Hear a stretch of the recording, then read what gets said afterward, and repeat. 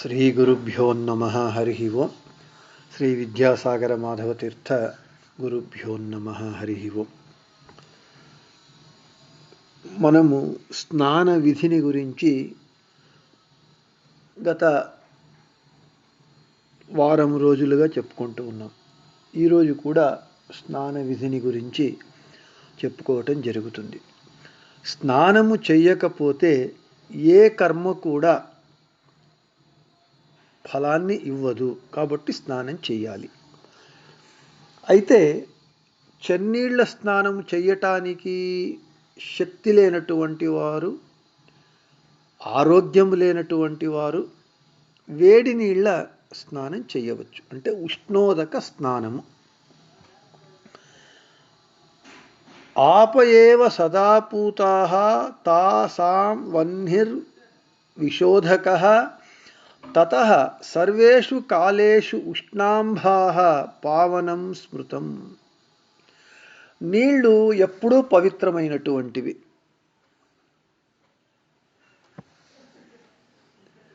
దానికి అగ్ని శుద్ధి చేయదగినటువంటిది. అంటే నీళ్లే పవిత్రమైనటువంటివి, దానిని శుద్ధి చేయదగినటువంటిది అగ్ని. కాబట్టి అన్ని కాలాలలోనూ వేడి నీళ్లు పవిత్రమైనటువంటిది అని స్మృతి వాక్యము చెబుతూ ఉన్నది. వేడి నీళ్ల స్నానము చేసిన నదీ స్నానముతో సమానమైనటువంటి ఫలము కలగాలి అనంటే మంత్రములచే పవిత్రమైనటువంటి వేడి నీళ్లను చన్నీళ్లలో కలిపి స్నానం చేయాలి. శీతాన్యప్సు నిషిచ్చోష్ణాః మంత్ర సంభార సంభృతాః గేహే శక్యతే స్నానం నదీ ఫల సమం విదుః అని వ్యాస స్మృతి చెబుతూ ఉన్నది.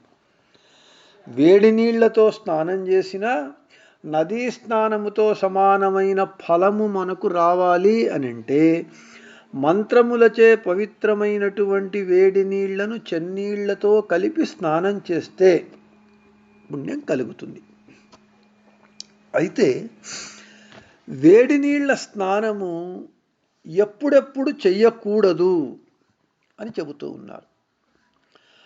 మృతే జన్మని సంక్రాంతౌ శ్రాద్ధే జన్మతిథౌ తథా అస్పృశ్య స్పర్శనే చైవ న స్నాయాదుష్ణవారిణ సంక్రాంత్యాం భానువారే చ సప్తమ్యాం రాహుదర్శనే ఆరోగ్యపుత్రమిత్రార్థీ న స్నాయాదుష్ణవారిణ పౌర్ణమాస్యాం తథాదర్శే న స్నాయాదుష్ణవారిణ స గోహత్యకృతం పాపం ప్రాప్నోతి హ్యసంశయః.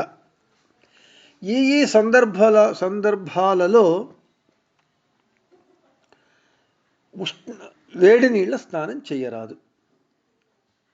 మరణ దినమున, ఎవరైనా మరణించిన దినము నాడు,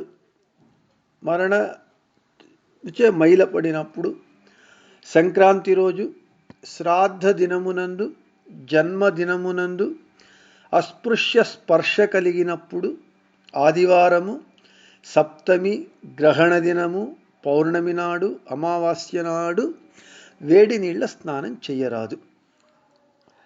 చన్నీళ్లు స్నానము చెయ్యటానికి శక్తి ఉన్నా కూడా, ఆరోగ్య స్థితి ఉన్నా కూడా, ఈ పైన చెప్పినటువంటి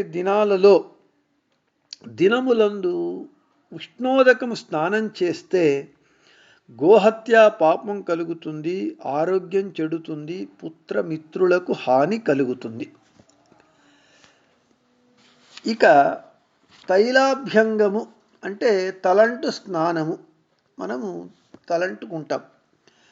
ఈ తలంటు అంటుకోనటువంటి రోజులు ఏవి?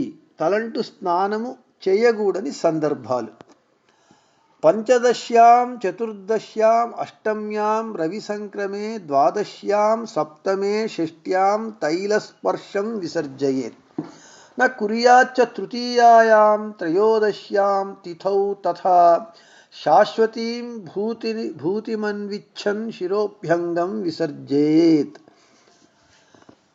శాశ్వతమైనటువంటి ఐశ్వర్యము కోరేటటువంటి వాడు పౌర్ణిమ, అమావాస్య, చతుర్దశి, అష్టమి, సూర్య సంక్రమణము, ద్వాదశి, సప్తమి, షష్ఠి, తదియ, త్రయోదశి ఈ దినములందు తైలాభ్యంగ స్నానము చెయ్యరాదు అని గర్గస్మృతి చెబుతూ ఉన్నది. మనకు కొన్ని నూనెలతో తలంటు మనం చేసుకోవచ్చు.